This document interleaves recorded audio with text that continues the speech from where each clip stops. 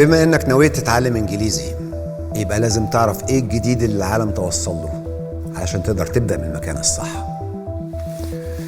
السؤال دلوقتي، ليه فور ليفل 1 هو المكان الأنسب لتعليم المبتدئين؟ The Language Acquisition Device موجود في عقل كل واحد فينا علشان يساعدنا ان احنا نقدر نتعلم لغة تانية زي ما علماء اللغة توصلوا. السؤال اللي بيطرح نفسه، ليه الانجليزي صعب؟ وليه في ناس بتقدر تتعلم وناس ما بتقدرش؟ إجابة The know-how، المعرفة. علشان تتكلم انجليزي المكان اللي هتتعلم فيه لازم يبقى فاهم The 7 learning styles، لأن كل واحد فينا ليه شخصية مختلفة وليه عالم لوحده. في مننا الفيجوال اللي بيحب يشوف ويتخيل كل حاجة علشان يفهم. في مننا الاوديتوري، السميعة اللي بالمزيكا واللحن بيجيبها. في مننا اللينجويستيك اللي بيعشق تفاصيل اللغة.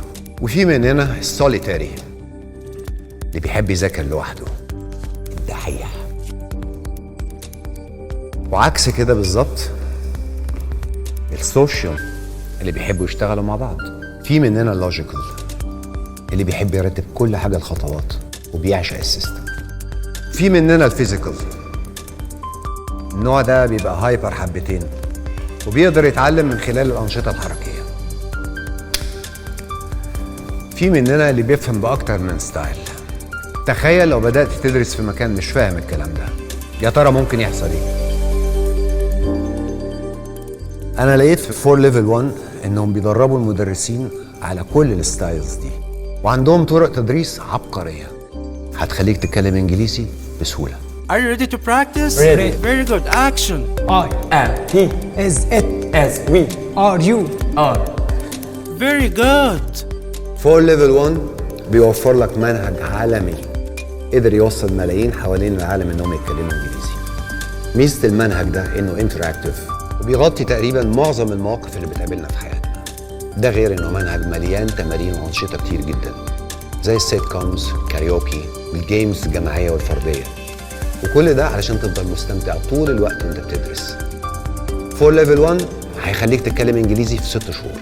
أنا مشكلتي في الإنجليزي النسيان. ما بكملش اي كورس للاخر. بحب اشوف نتيجة بسرعة. في مشاكل ليها حل وفي مشاكل لازم تخترع لها حل. المكان اللي هيقدر يحس بمشكلتك ويتعرف عليها ويبقى عنده حلول ليها هو ده المكان اللي لازم تثق فيه، وده بياخدنا لعالم فور ليفل 1 الجديد. لو بتنسى الانجليزي او بتزهق بسرعه وما بتكملش، عالم فور ليفل 1 الجديد عامل بروفايل لكل دارس. تقدر جدا بعد محاضراتك تدخل عليه وتفتحه من لابتوب، من موبايل. جواه هتلاقي فور اتشيفر، وده برنامج بيعتمد على الجيميفيكيشن، هو انك تحل تمارين وتجمع بوينتس على كل اللي انت بتدرسه. بالطريقه دي المعلومه هتثبت اسرع. في كمان السمارت بوك، ومن خلاله تقدر تراجع كل اللي انت درسته. وفي ايفالويشن من خلالها بتقدر تعرف مستواك وصل لحد فين اول باول. كل الحاجات دي يا جماعه بتديكم موتيفيشن او دافع قوي علشان تكمل للنهايه وفي الاخر تتكلم انجليزي. شكرا. على فكره نسيت اقول لكم، فور ليفل 1 بيوفر لكم شهاده معتمده دوليا من فيرسنت، ولو درست وحسيت انك ما استفدتش تقدر جدا تطلب اعاده المستويات مجانا. الناحيه دي تطمن. لو حابب تدرس مع فور ليفل 1 سواء اونلاين او من خلال الفروع، كلمهم على الارقام الموضحه على الشاشه. تقدر كمان تزور اقرب فرع ليك او انك تحجز مكانك عن طريق الويب سايت. Good luck.